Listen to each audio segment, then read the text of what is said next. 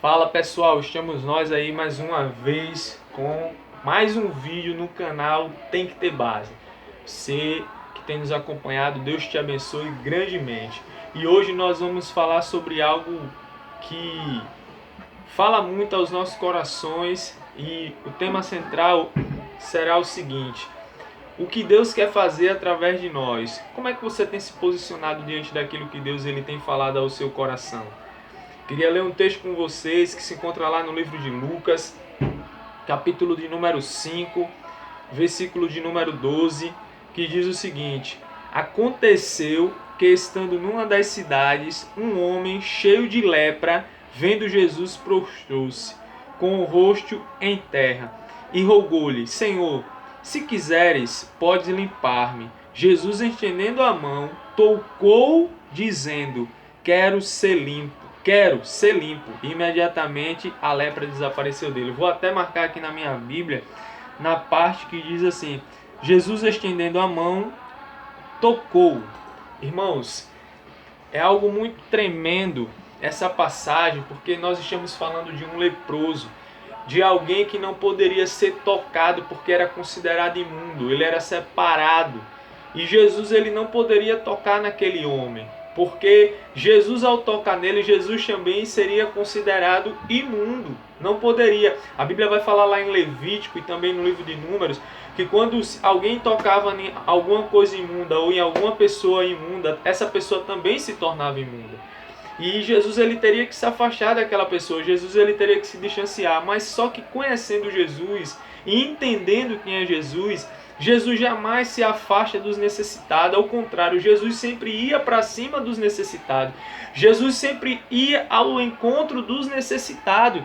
E a pergunta é: o que você tem feito? O que você tem feito diante daquilo que Jesus ele colocou no seu coração?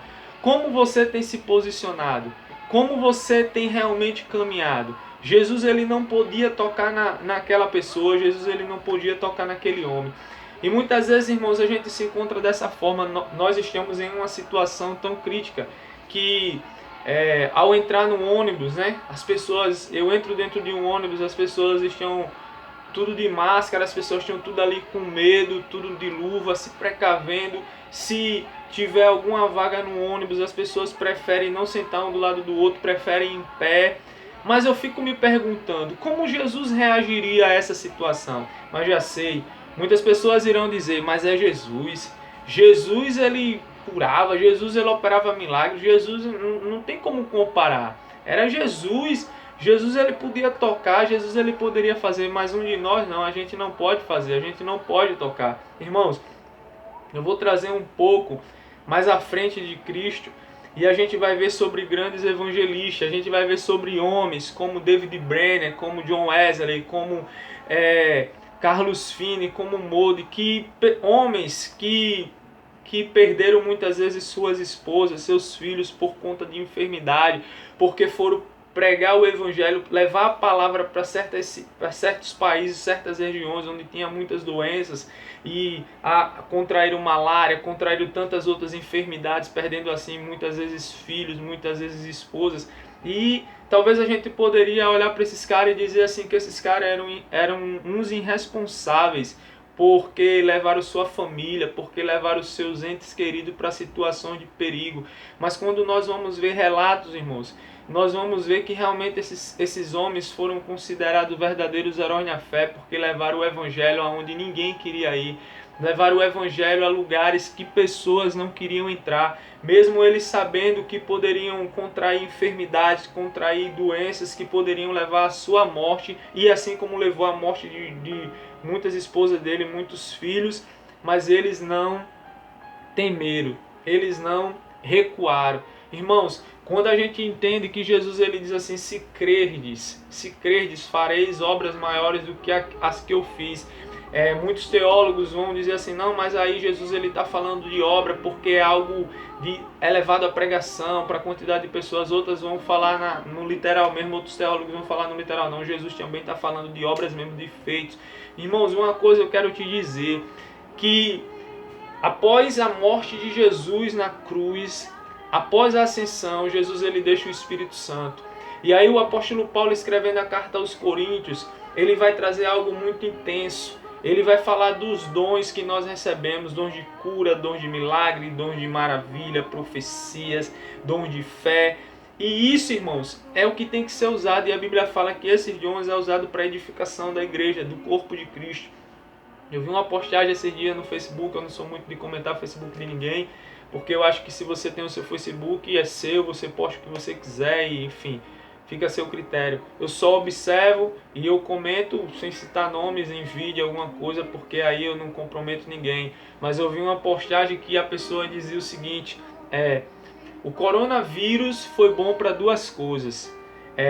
Mostrou que a igreja evangélica não cura e desmascarou os pastores que só viviam de dízimos e ofertas, se tornando assim grandes milionários. E eu chamei minha atenção para aquela postagem. Mas, irmãos, uma coisa eu quero dizer a vocês, não é a igreja evangélica que cura, não sou eu, não é você que cura.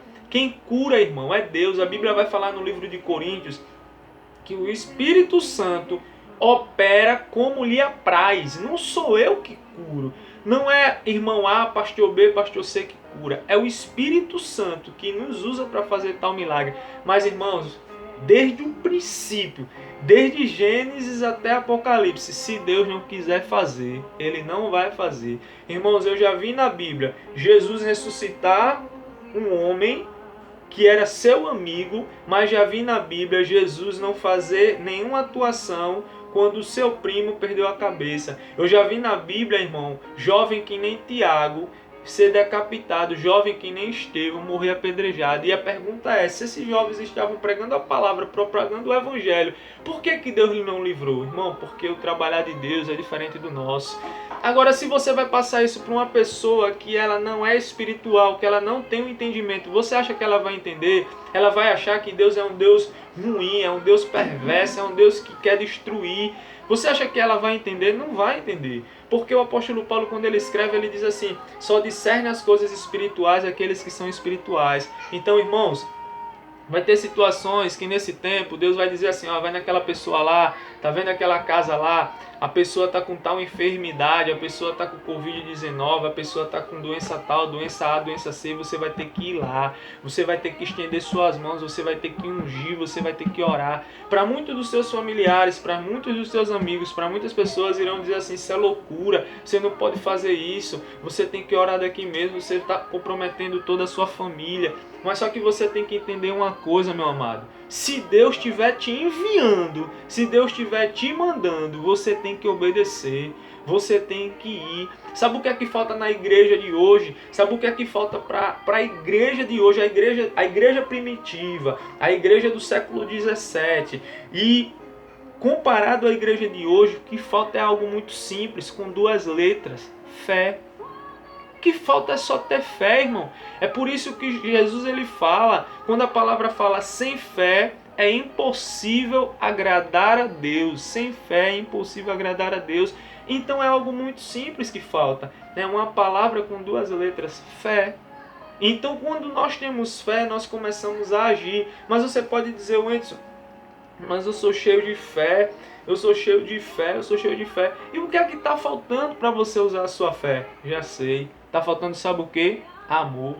Porque, irmãos, me diz uma coisa, olha nos meus olhos, que não são azuis, mas olha nos meus olhos, e diz uma coisa.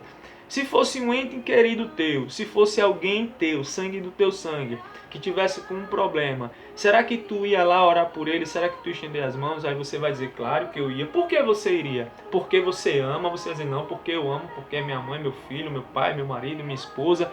Claro que eu ia. Então o que falta, irmão, são amor pelas vidas. A diferença dos apóstolos, dos discípulos, de Jesus, desses grandes homens que passaram no século 17, a diferença era o amor que eles tinham pelas vidas, por pessoas que eles nem conheciam, por pessoas que eles não tinham relacionamento, por muitas delas que queriam o mal deles, e mesmo assim eles amavam. Jesus, irmão, ele amava. Ele não curava para demonstrar a cura. Ele não curava para revelar que ele tinha poder. Não, ele curava porque ele amava. Ele queria que aquele sofrimento cessasse. Quando aquele homem disse, mestre, Senhor, se queres, tu pode me fazer limpo. Aí Jesus disse, eu quero ser limpo. Então Jesus estabeleceu a cura, estabeleceu o milagre. Então, irmão, que você venha a entender isso. Que nessa manhã, que nessa tarde, nessa noite, quando você assistir esse vídeo,